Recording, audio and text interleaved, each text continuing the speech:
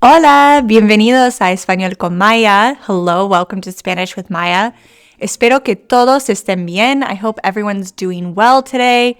Hoy vamos a empezar nuestro curso en la literatura requerida, obligatoria para el examen AP de literatura. Okay, so we have different texts for the AP literature exam. We have chapters from Don Quixote, which is a behemoth of a book. We have poems.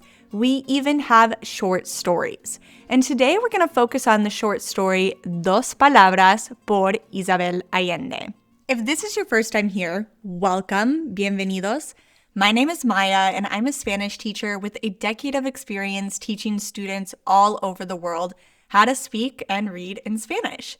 Now, I used to teach AP Spanish in Colorado, so I have firsthand experience preparing students on how to get a 4 or a 5 in this course.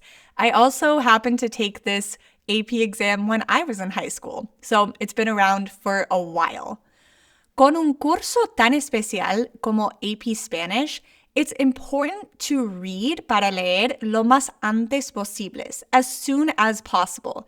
Right now, it's June. It's the middle of summer, and you might be thinking, I don't have to take the AP exam till May 2027, hasta mayo, el próximo año. But there are 38 required texts in this course, and you need to understand all of them so that you can get the best grade that you want on the AP exam. We're reaching for a 5 here, people. So you cannot study for these last minute. It's too much to read. It's too overwhelming. But if you take it step by step, just like we're going to do in my study course for the AP Spanish exam, you'll be ready. Before we continue, make sure to hit the subscribe button down below and follow me at Spanish with Maya on your podcasting platform. Let's get started. So she is extremely well known, Isabel Allende. Ella es de Chile. Ahora vive en los Estados Unidos. Her work is so well known, tan conocida y reconocida, que el presidente Obama awarded her the 2014 Presidential Medal of Freedom. It's important to understand Allende's historical background before reading her work, and I suggest that every student does this before they read anything, but especially for the AP exam, because they will ask you about the historical context. Allende viene de una familia muy importante en Chile, because she's actually related to the late President Allende, who was presidente in Chile from 1970 to 1973, until the military dictatorship of Pinochet. Now, Pinochet was a dictator who overthrew the Allende democratic government in a coup d'etat, and he instituted a long dictatorship. So, Allende fue una socialista y quería nacionalizar la industria, el gas, el petróleo y mejorar las condiciones para la clase obrera, for the working class. Now, he wanted to get rid of privatization of the mines in Chile. He also was really focused on class structure. So class structure has always been a major difficulty, un tema muy importante en todo el mundo, pero específicamente en América Latina. And it existed in Chile at the time of Allende's presidency. So his presidency actually gave a lot of people hope that things were going to change for lower socioeconomic communities in Chile. From every walk of life, indigenous people, marginalized groups, they finally would have had the same access to land, education, and wealth as the upper class Chilenos.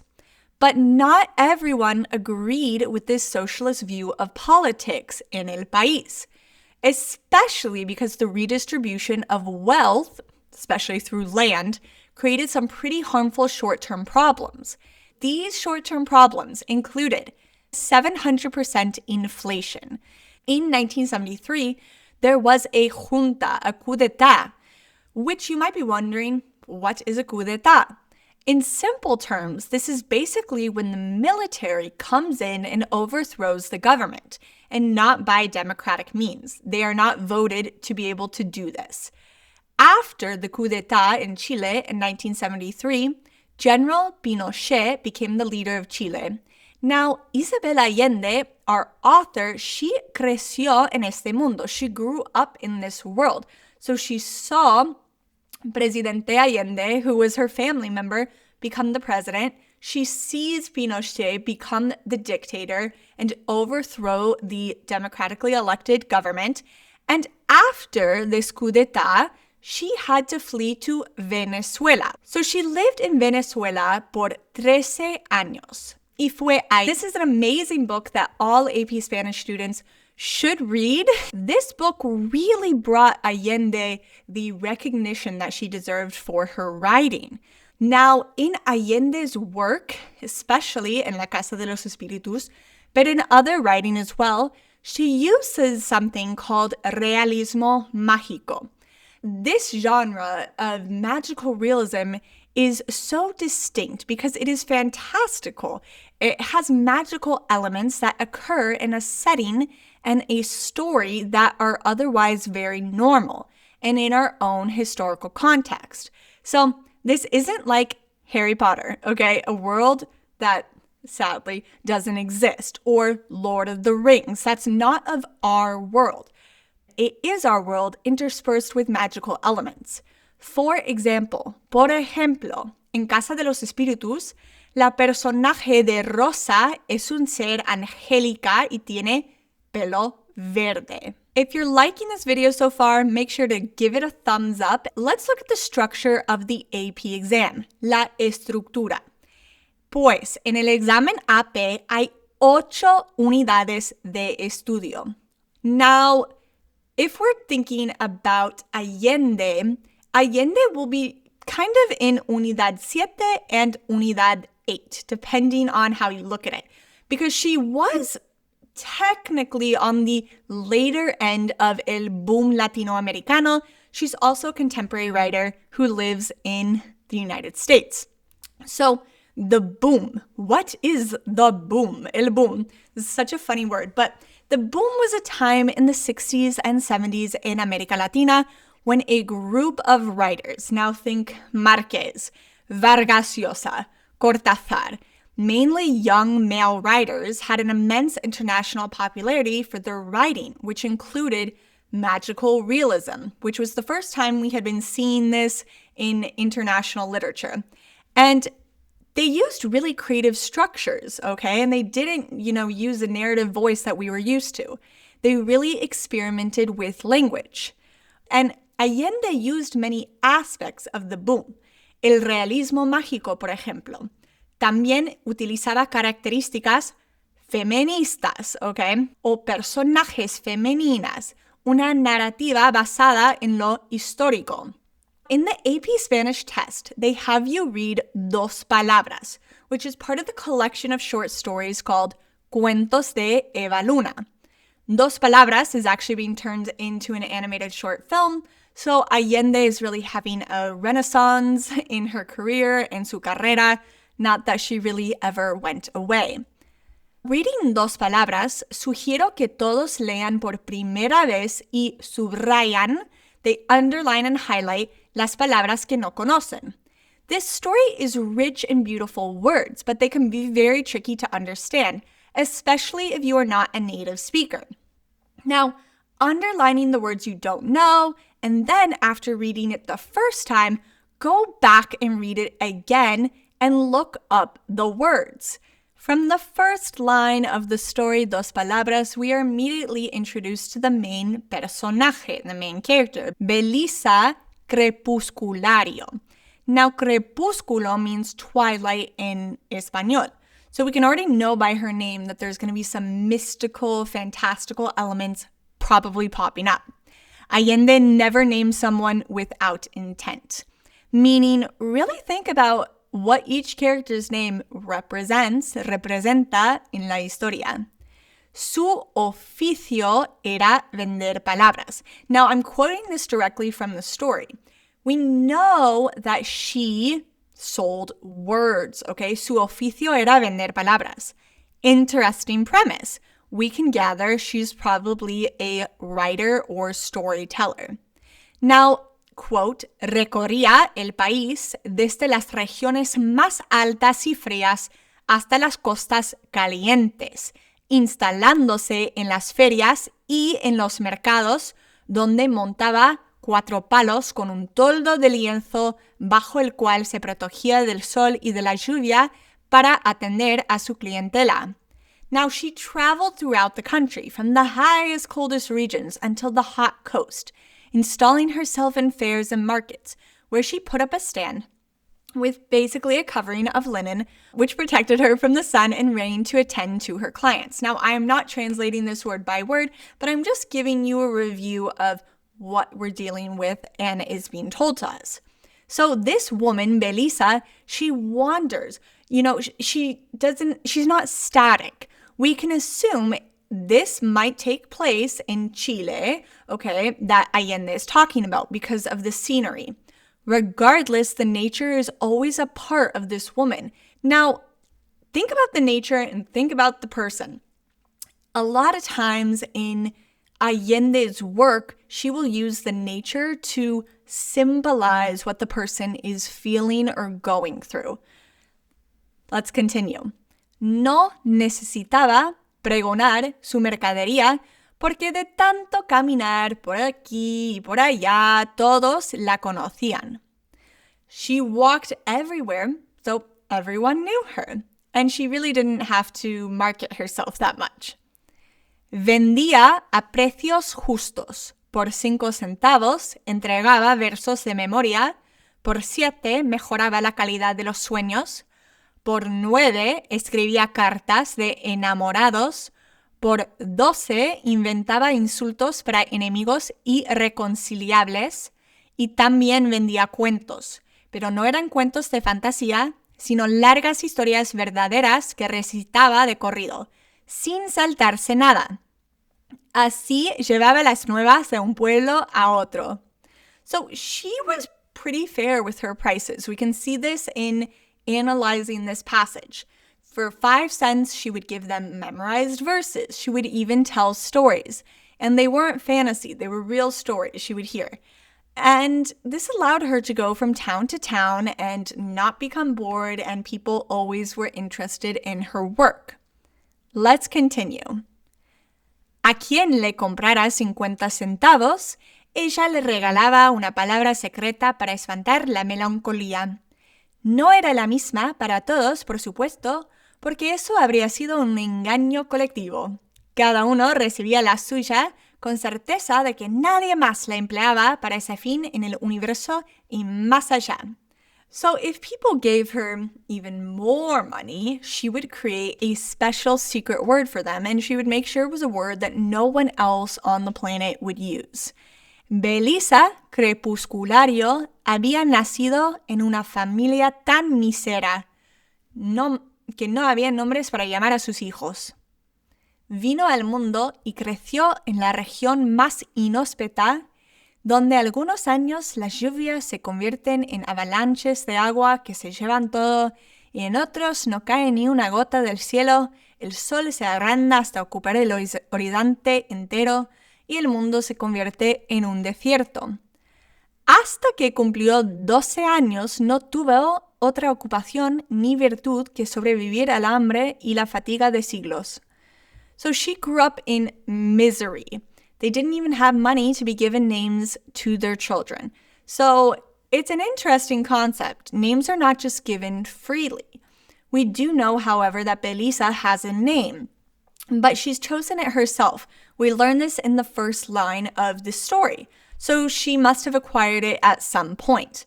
We also learn about the nature where she grew up. It was inhospitable terrain, sometimes floods, sometimes drought, sequía, and the nature really reflects the characters in Allende's novels or her short stories, their personality and their emotional temperament.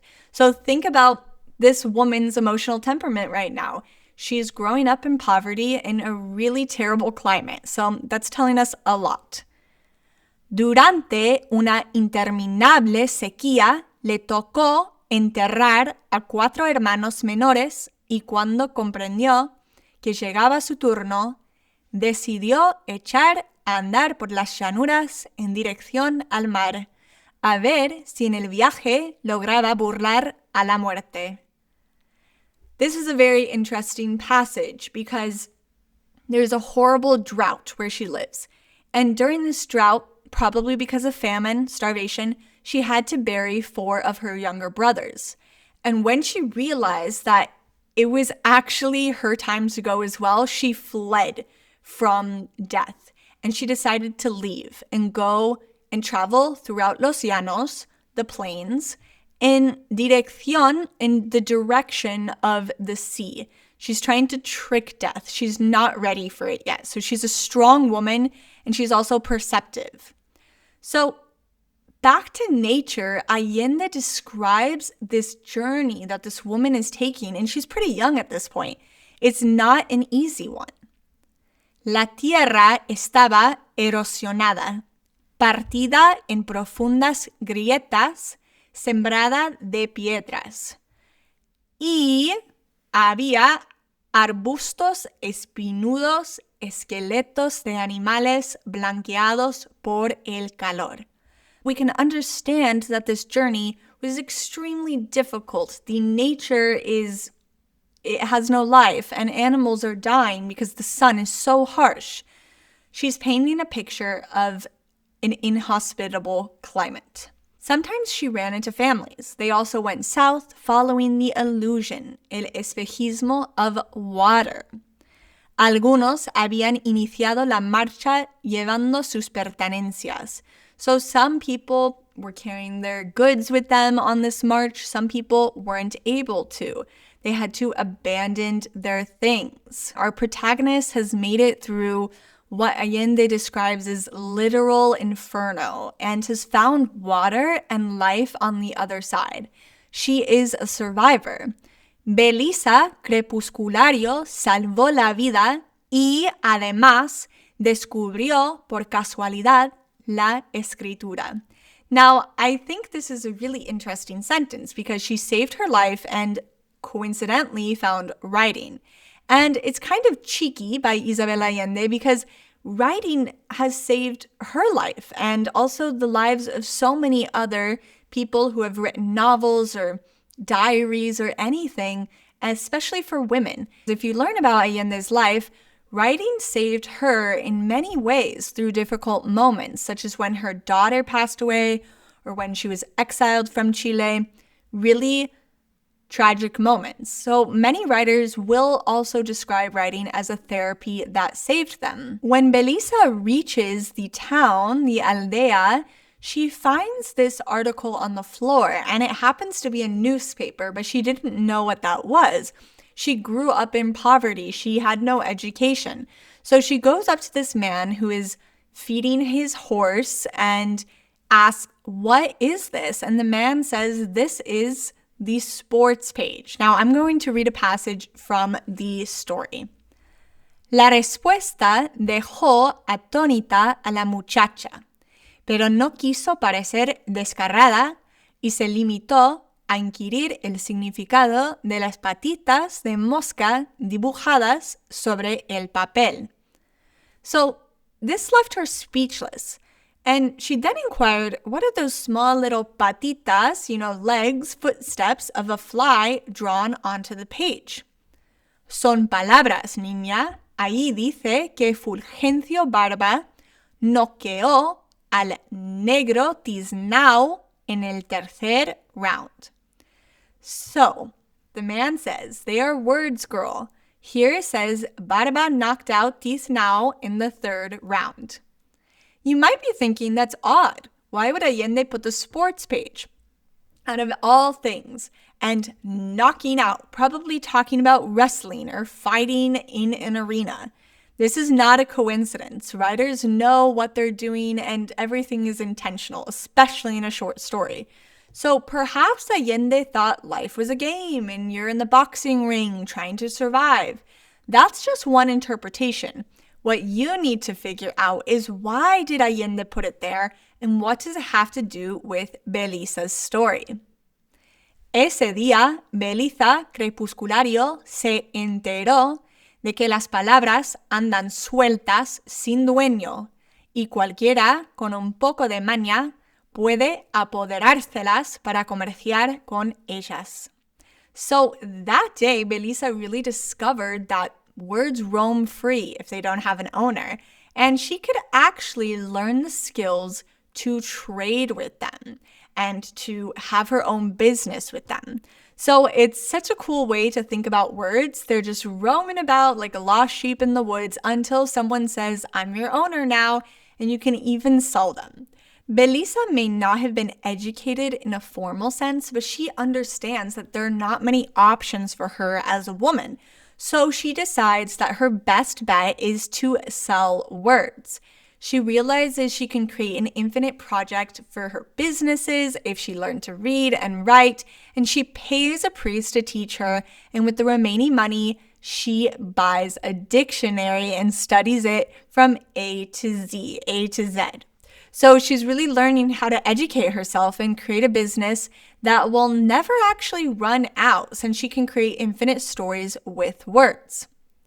Varios años después, en una mañana de agosto, se encontraba Belisa crepusculario en el centro de una plaza, sentada bajo su toldo, vendiendo argumentos de justicia a un viejo que solicitaba su pensión desde hacía 17 años.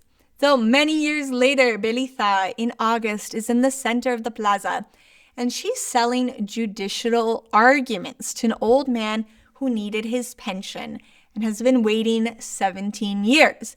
Now, this reminds me of my favorite, mi favorito, of Gabriel García Márquez's books. It's actually one of his shorter books, and it's Nadie escribe al coronel, no one writes to the colonel, and it's about this exact situation, the never-ending wait for the pension.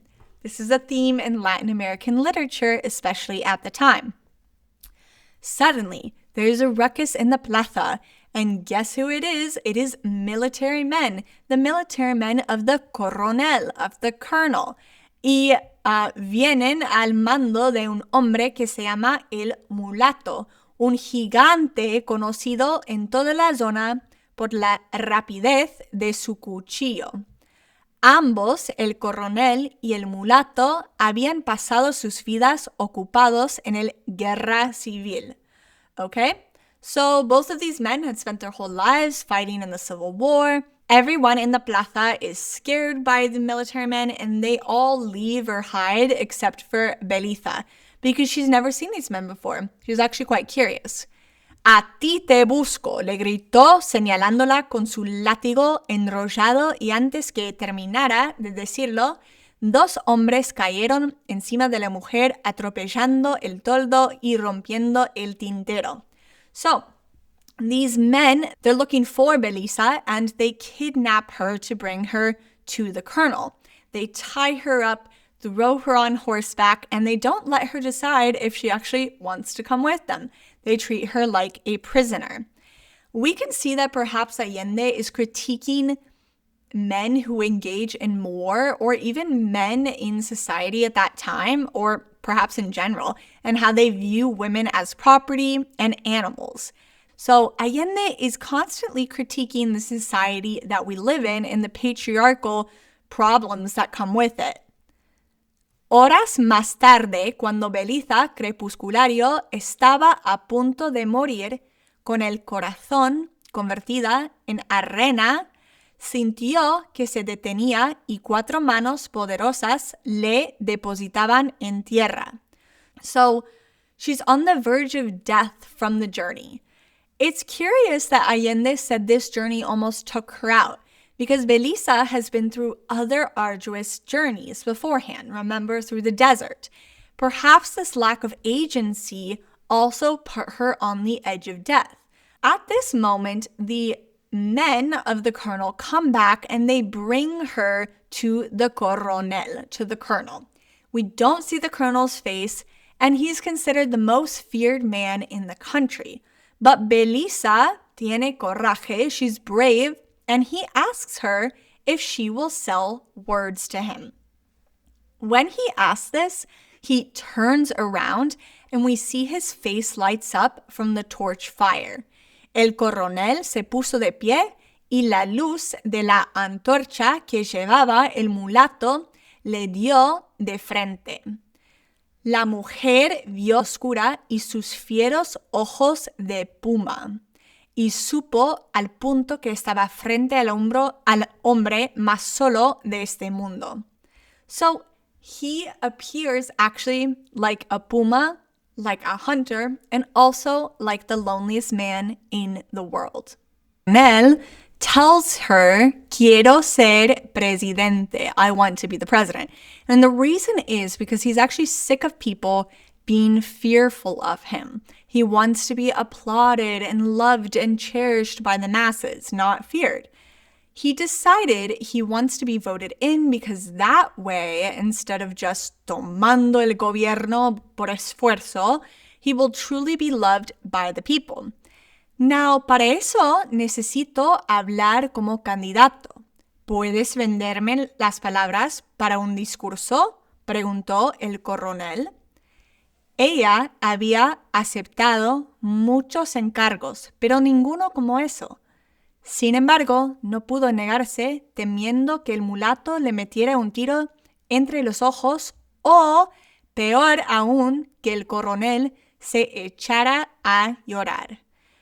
So, this is an interesting passage because she'd never been asked a question like this before. She'd accepted many jobs, but nonetheless, she couldn't deny she was very scared that the coronel's men would put a bullet between her eyes, would kill her.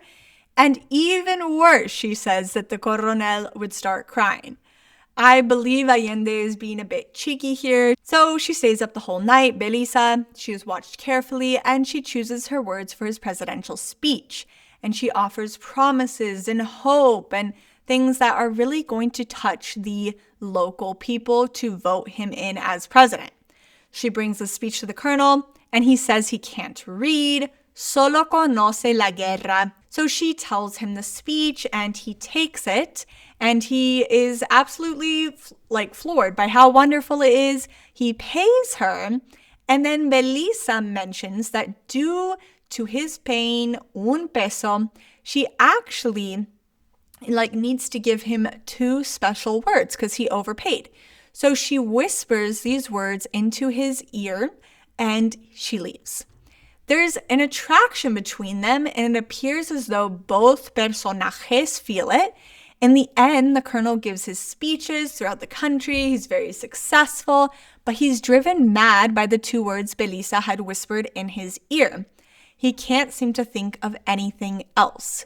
El mulato sabe esto y decide recoger a Belisa de un pueblo en el sur del país y bring her to the colonel so she can undo the spell, hechizo, that she cast on him.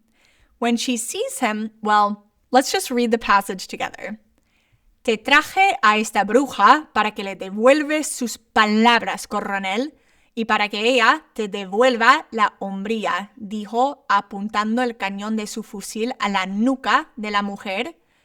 El coronel y Belisa se miraron largamente.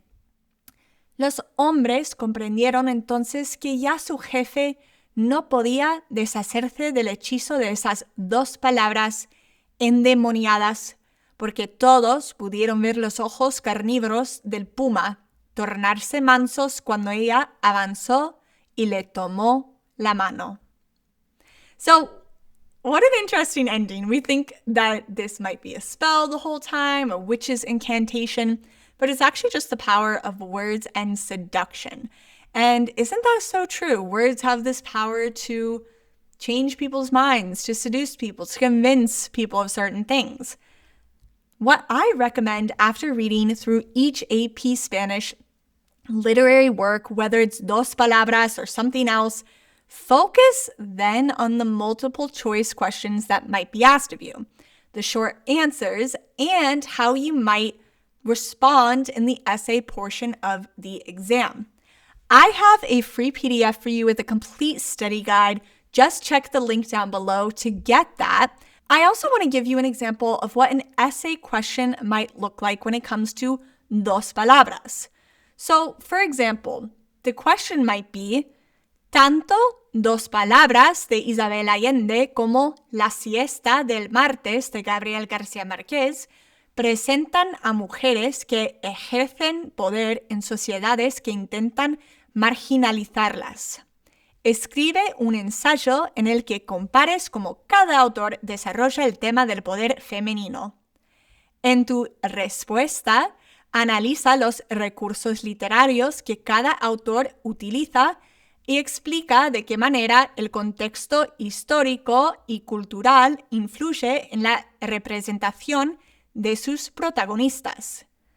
So in the essay portion, we're always comparing. And the way I want you to structure the essay is by writing a 5-paragraph essay.